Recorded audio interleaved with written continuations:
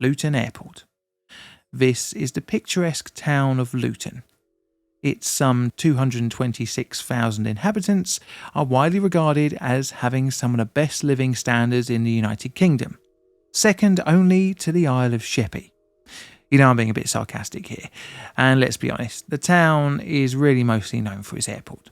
Just so you know, Luton is roughly here on this completely accurate map. It, in the 2020s, boasts some of Europe's most upper-class airlines, such as EasyJet, Jet2, Ryanair, TUI and Wizz Air.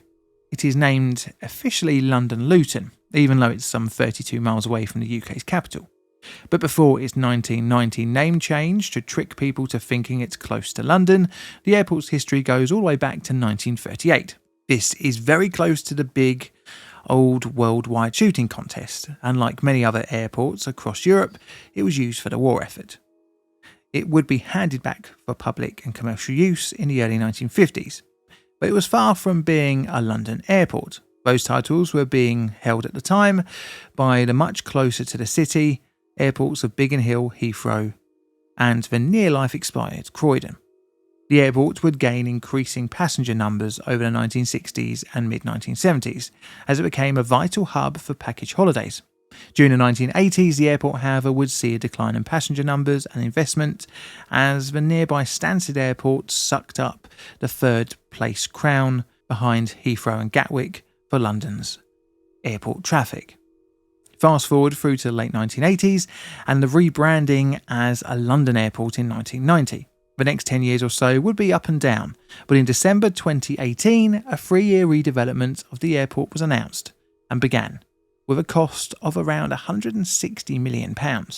This would include a full modern terminal with new shopping areas, boasting a 50% increase in passenger throughput, and part of this would be a new multi-storey car park.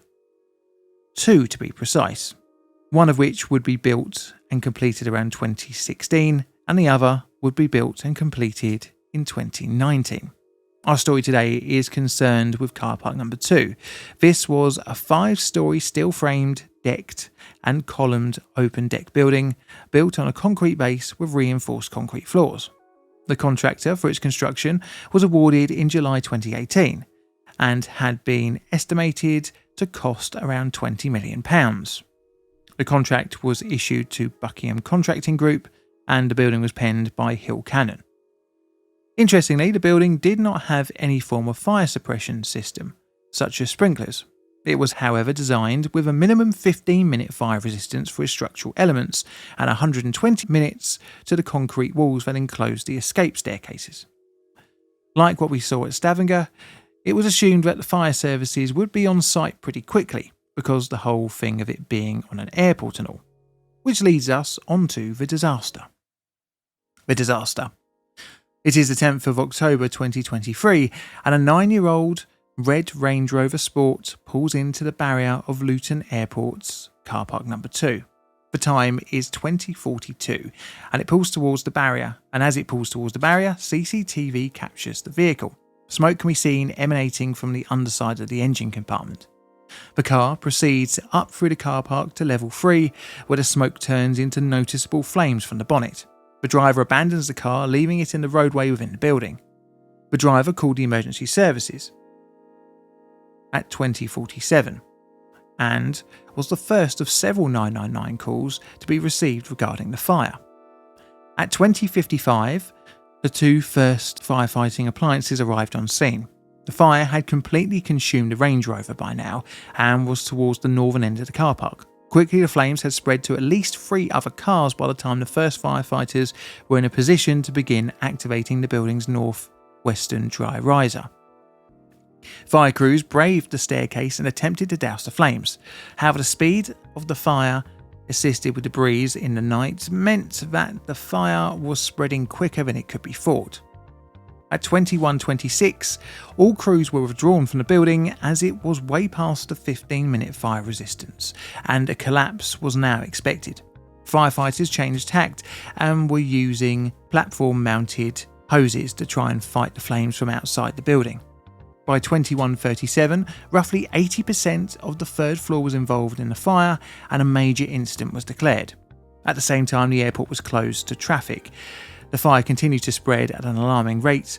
By 10:30 in the evening, a full stop on all plane traffic in the area was confirmed. At 11:20 at night, the section where the fire had started on the 3rd floor began to collapse into the lower floors, spreading the flames even further. The partial collapse of the building had allowed fire to reach other floors. As such, the fire service implemented a 15-metre cordon around the building.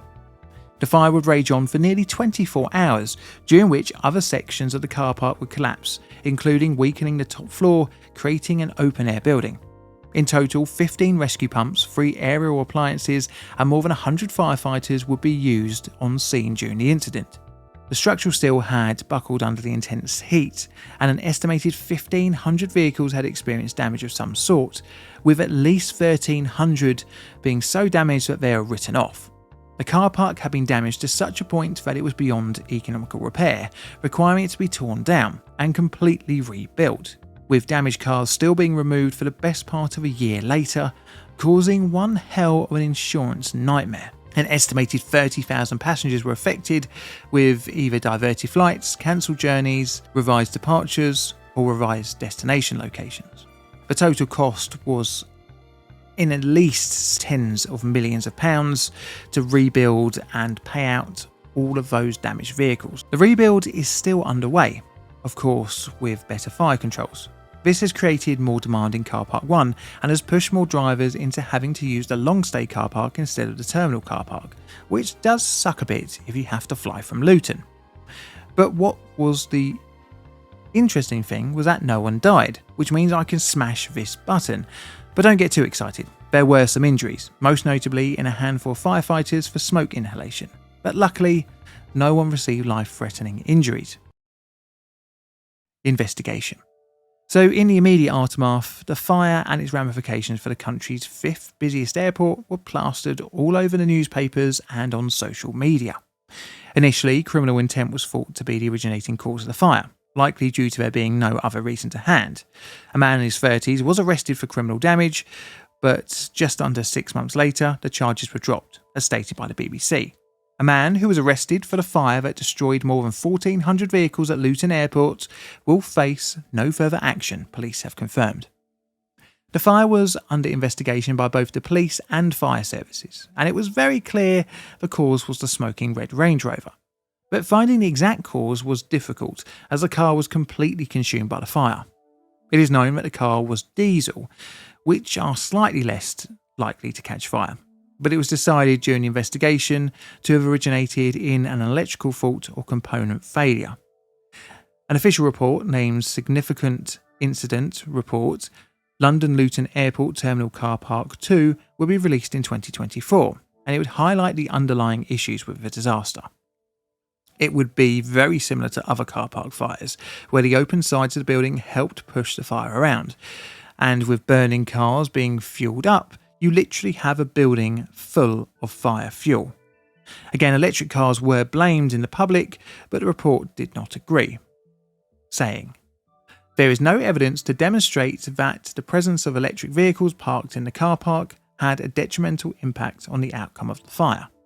The lack of requirements for sprinklers had been highlighted in a 2018 report by Dame Judith Hackett, where it was found the regulatory system for buildings in England was not fit for purpose.